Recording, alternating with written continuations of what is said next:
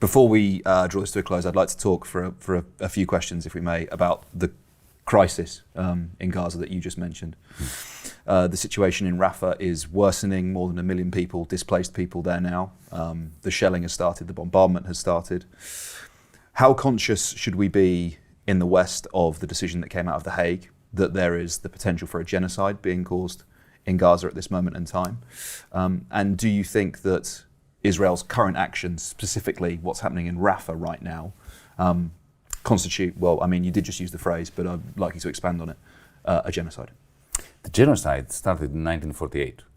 It's simply becoming more lethal, more bloodthirsty, less bearable than it ever was. The complicity of the West is mind-numbing and indisputable. Here you have an apartheid state. It is clearly an apartheid state. Anybody who's been to the West Bank knows it's an apartheid state. They've built walls and they've built roads exclusively for the use of the illegal settlers that the local population cannot use. That's apartheid. So you have an apartheid state which has always tried to merge the Zionist ideology, the Zionist narrative, with the facts on the ground. The Zionist narrative from the 1910s was a land without a people for a people without a land. In other words, terra nullius is what the British did in Australia. They said, you know, Captain Cook arrives and declares that Australia to be empty of people. So the Aborigines are not people, so kill them. Right? Genocide. It's the first step. Terra nullius is the first step towards genocide. So that's the Zionist project. A land without a people for a people without a land. Now, of course, there were people there. There were millions of people there. There were. So now the IDF is in the process of ensuring that the Zionist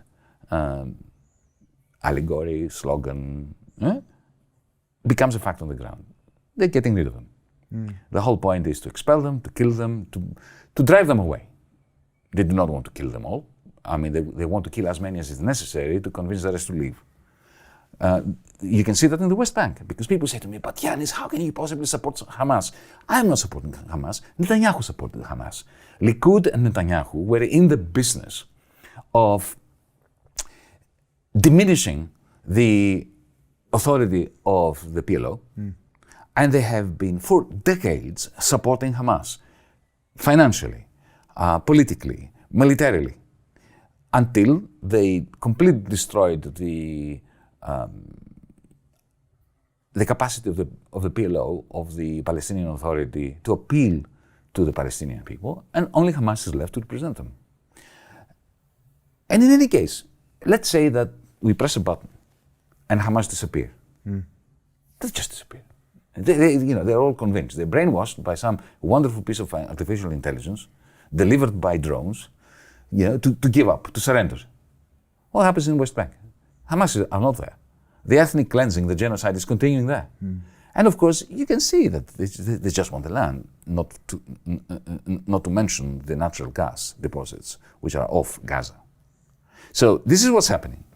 The West, especially those who claim to care about human rights, we must accept that we have now proven beyond dispute that we never cared, as countries, as polities, as establishments, as media, about human rights.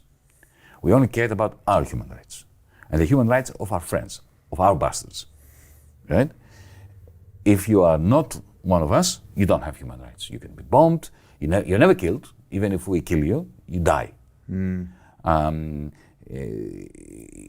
Whenever they say, hang on, what's happening? They are terrorists, right? So, never before has the West's image around the world been so terrible.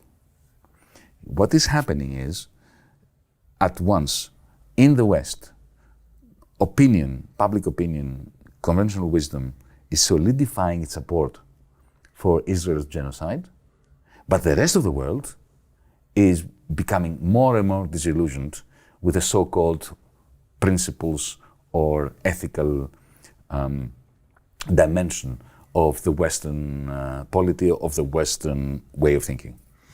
You mentioned drones there, and I would like to, if we have time, to cover the intersection of sort of techno-feudalism and this conflict. But can we just hone in for a second on the sort of the shifting of Israel's stated war aims? Because initially we were told it's the destruction of Hamas, right? Which poses its own questions, because does that mean the military infrastructure? Does that mean the nurses that are employed in the Hamas-run health ministry, for example? But that was the initial stated aim. And gradually the rhetoric has changed to security control in Gaza. The rhetoric is shifting. And I wonder, first of all, what you believe the actual war aim is for Israel. And secondly, whether you think that aim is achievable. The original war aim has always been to take over the land from the river to the sea as part of a greater Israel, to expel half of the Palestinians and to keep the other half as bonded slaves. That was it. The original apartheid idea of the white supremacists, the Boers in South Africa. That's why we call it an apartheid state. That was always the case.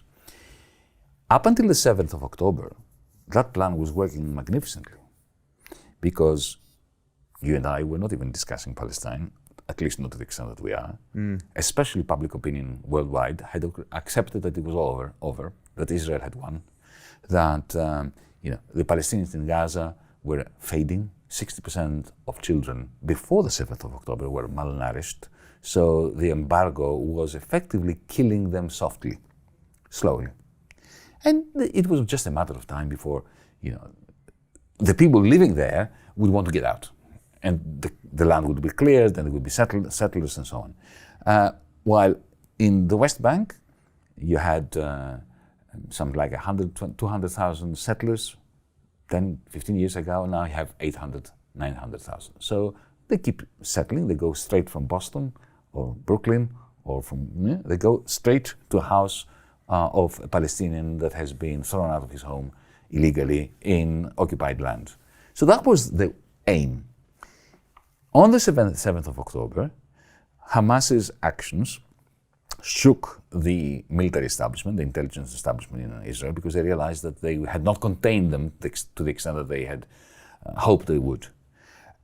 But that was a magnificent opportunity for them, essentially to kill lots of Palestinians, and to use that setback in their intelligence community as an opportunity for speeding up the process of genocide. That's what it is. And as far as Netanyahu is concerned, his war aim is that the war doesn't end. An endless war, because he knows that the moment it ends, he loses the prime ministership. And you have Biden, Scholz, Macron, Rishi Sunak supporting this war criminal. Therefore, they are war criminals themselves.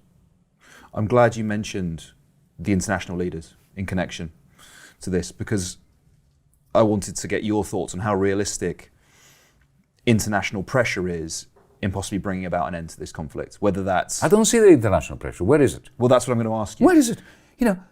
Mr. Borrell, the ridiculous supposed foreign minister of the European Union, the High Commissioner for Foreign Affairs, gave a speech for the first time which was critical of Israel.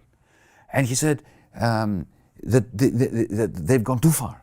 They've gone too far in Gaza, right? And how can they kill these people? They are sending them the weapons, the bombs that are being dropped on Rafah as we speak. How dare he? How dare you, Mr. Borrell, ask such a question? You are arming the hands that are killing the Palestinians, and you have the audacity to question why is it that they are continuing to do it. You're giving them every reason to be doing it. President Biden came the other day out and said something similar, that they've overdone it. If he orders today that the American army ceases to support through the satellite system, through delivery of armaments, spare parts for their planes, and of course these gigantic bombs that are being delivered daily to Israel by the American military, the war will end tomorrow. So if it was applied, international pressure could bring about an end to this conflict? Yesterday, would have ended.